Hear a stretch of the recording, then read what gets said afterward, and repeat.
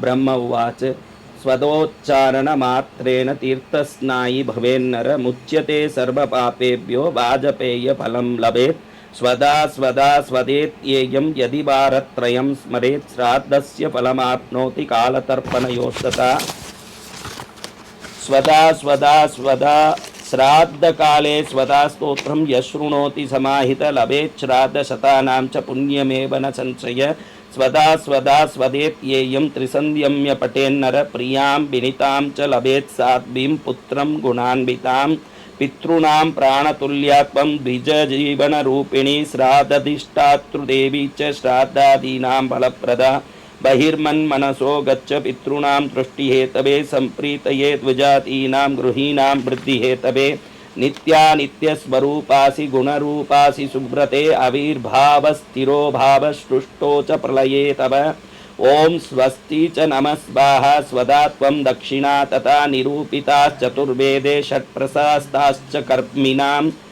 पुरासीत्वं स्वदा गोपी गोलोके राधिका सखी धृतोरसि स्वदात्मानं कृतं तेन स्वदा स्मृता इत्येवमुक्तास्य ब्रह्मा ब्रह्मलोके च संसदि तस्थौ च सहसा सद्य स्वदा साविर्बभूवः तथा पितृभ्य प्रददौ तामेव कमलाननां तां सम्प्राप्य ययुस्ते च पितरश्च प्रहर्षिता स्वदा स्तोत्रमिदं पुण्यं यः शृणोति समाहित सस्नान सर्वतीर्थेषु वेदपाठफलं लभेत्।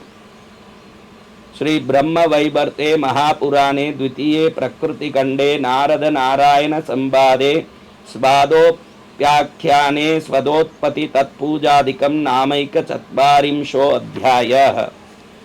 स्वदा शब्द के उच्चारण मात्र से मानव तीर्थ स्नायी हो जाता है, वो संपूर्ण पापों से मुक्त होकर वाजपेयी यज्ञ का फल का अधिकारी हो जाता है।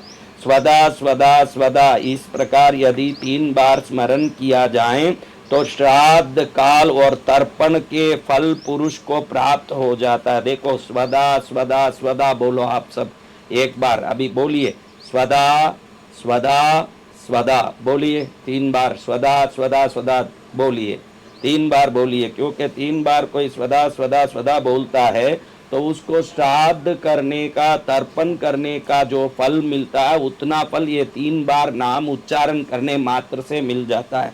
आप सब स्वदा स्वदा स्वदा 3 बार बोलिए। श्राद्ध के अवसर पर जो पुरुष श्राद्ध करते करते स्वदा देवी के इस स्तोत्र का श्रवण करता है वो 100 श्राद्धों का पुण्य पा लेता है, इसमें संशय नहीं है। जो मानव स्वदा स्वदा स्वदा इस पवित्र नाम का त्रिकाल संध्या के समय पाठ करता है उसे विनीत पतिव्रता एवं प्रिय पत्नी प्राप्त होती है, सद्गुण संपन्न पुत्र का लाभ होता है। हे स्वदा देवी, तुम पितरों के लिए प्राण तुल्य एवं ब्राह्मणों के लिए जीवन स्वरूपिणी हो। तुम्हें श्राद्ध की अधिष्ठात्री देवी कहा गया है। तुम्हारी ही कृपा से श्राद्ध और तर्पण आदि के फल मिलते हैं। तुम पितरों की तुष्टि, द्विजातियों की प्रीति तथा गृहस्थों की अभिवृद्धि के लिए तुम ब्रह्मा के मन से निकलकर बाहर आई हो। तुम नित्य हो, तुम्हारा विग्रह नित्य और गुणमय है। तुम सृष्टि के समय प्रकट होती हो और प्रलय काल में तुम्हारा तिरोभाव होता है। तुम ओम स्वस्ति स्वाहा स्वदा एवं दक्षिणा हो। चारों वेदों द्वारा तुम्हारे इन 6 स्वरूपों का निरूपण किया गया है। कर्मकांडी लोगों में इन 6 की बड़ी मान्यता है। ये देवी, तुम पहले गोलोक में स्वदा नाम की गोपी थी और राधिका की सखी थी। भगवान कृष्ण ने अपने वक्षस्थल पर तुम्हें धारण किया, इसी कारण तुम स्वदा नाम से जानी गई।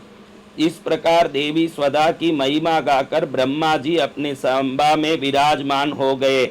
इतने में सहसा भगवती स्वदा ब्रह्मा जी के सामने प्रकट हो गई। तब पितामह ने उन कमल नयनी देवी को पितरों के प्रति समर्पित कर दिया। उन देवी की प्राप्ति कर के पितर अत्यंत प्रसन्न होकर अपने लोक को चले गए। यानी स्वदा देवी की इस प्रकार की महिमा को ब्रह्मलोक में ब्रह्मा जी जब गा रहे थे तो स्वदा देवी ब्रह्मलोक में ब्रह्मा जी के समक्ष प्रकट हो गई और ब्रह्मा जी ने पितृओं को स्वदा देवी को समर्पित कर दिया। स्वदा देवी को प्राप्त करके पितृ गण प्रसन्न होकर अपने लोक को चले गए। ऐसे स्वदा देवी का पुनीत स्तोत्र को जो पुरुष समाहित एकाग्र चित्र से श्रवण करता है, उसको सभी तीर्थों में स्नान करने का और वेद पाठ करने का फल प्राप्त होता है। तो आज आपको इस स्तोत्र को सुन के सभी तीर्थों में स्नान करने का और वेद पाठ का फल आपको प्राप्त हो रहा है। ऐसे पुण्यमय स्तोत्र को आज हमने श्रवण किया।